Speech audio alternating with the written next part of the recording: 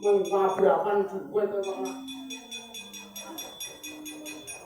Nek sampean lahir batin yang kuyung ngangkani Semar, mestine sampean kudu ngetokke lelabuhane sampean rorsane ngangkani Semar Badranaya. Nggih. Samangke menawi wonten pacobanipun menapa kemawon kula ingkang sagah ngunduraken gandeng kae mak utawa Siwa Ndrawati sing dadi pacobane sampean gelem ora gelem kudu ngundurke. Ya apik.